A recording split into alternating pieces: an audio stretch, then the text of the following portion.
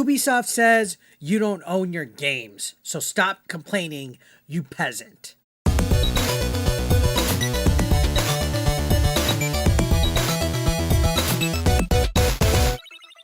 So here's the deal.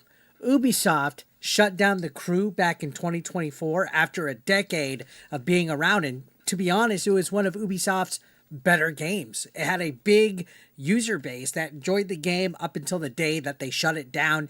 And they still actually enjoy it. Since they shut it down, it's virtually 100% unplayable. And it goes into that whole discussion of the digital age and how gamers really don't own their games. Remember that quote that Ubisoft said where they said gamers should be comfortable not owning their video games? Yeah, you'll get everything but own nothing. And in this digital age, they can just take away games like nothing. And The Crew is perhaps the most controversial thing that Ubisoft has done.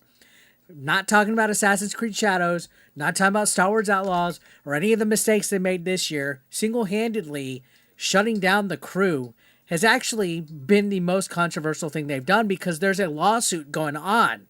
And now they're trying to get this court case dismissed. They're in court basically saying, yeah, you guys don't own your games. What are you guys upset about? So there's a group of California gamers that hit Ubisoft with the lawsuit after the shutdown of The Crew, arguing that they got scammed out of a game that they paid for. And Ubisoft's response was classic corporate nonsense, saying you didn't buy the game, you just bought a license. And that license is now in the graveyard with your save data. And unfortunately, Ubisoft is not the only company that does this. There's also streaming services with movies and digital stuff that just at any moment, guys, it could go away. We really don't own anything anymore, which is why I'm a big advocate for physical media. Look, we got old school Famicom disk system games right here. In this lawsuit, the gamers suing them brought up 9 legal claims. Yes, 9. Like in Ferris Bueller's Day Off, 9 times. So this includes fraud, false advertising, unfair competition, and more. Now, Ubisoft tried to have the whole case just tossed out. That's what the news is right now, that they made this whole thing that they want it to be stopped, that they don't want to deal with this court case anymore, that they didn't lie to anybody, that it's bourgeois. They're saying the lawsuit is too late. Yeah, because obviously players should have predicted a decade ago that The Crew would get shut down and completely nuked, right? We're supposed to know a decade later that a company's not going to support a game that's online only. But the plaintiffs aren't backing down, though. They even showed receipts. Now, get this. There's some interesting stuff they're showing as evidence. The game's packaging itself actually said the Activision code that's inside the case wouldn't expire till 2099. Guys, it's only 2025. It's kind of hard to say that you should have known when the box basically gave you an expiration date that's 75 years from now. So how are they going to explain their way out of that? What, Ubisoft, what are you saying? And now there's a new angle in this lawsuit. The Crew's in-game currency might actually qualify as a gift card under California law. Yeah, I guess California law finally is offering something decent, something to help gamers, right? And guess what? Gift cards can't legally expire.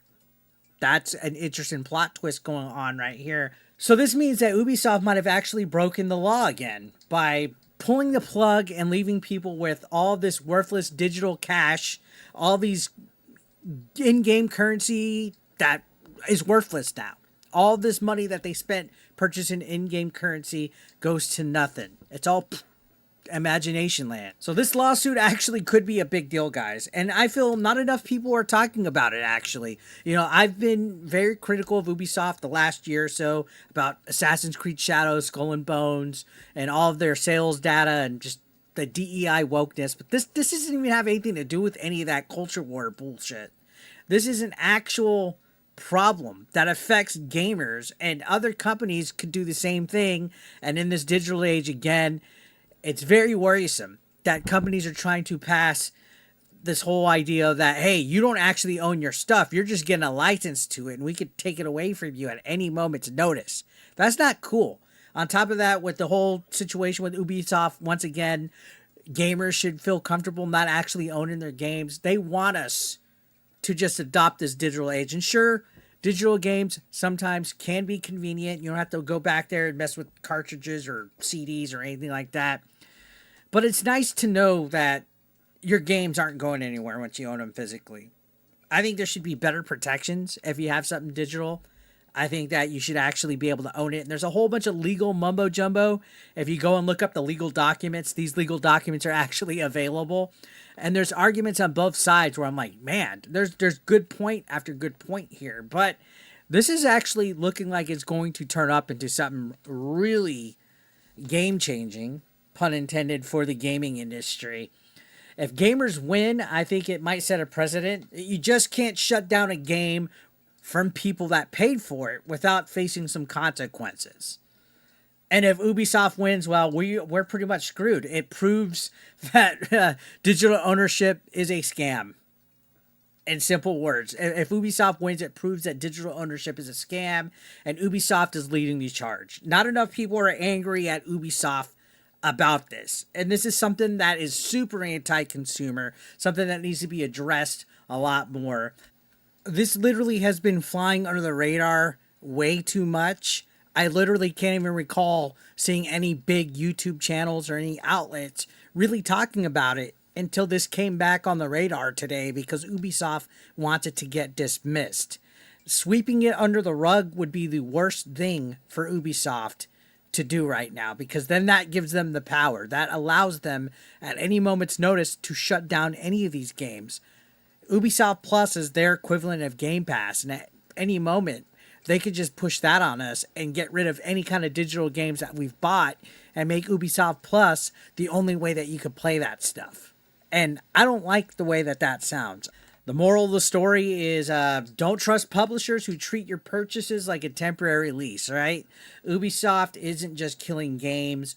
They are redefining what it means to get ripped off at this point. And again, if there's a company out there that deserves the criticism, a company out there that deserves to have their feet to the fire, not just about the DEI stuff and all the nonsense that's been going on, it's Ubisoft.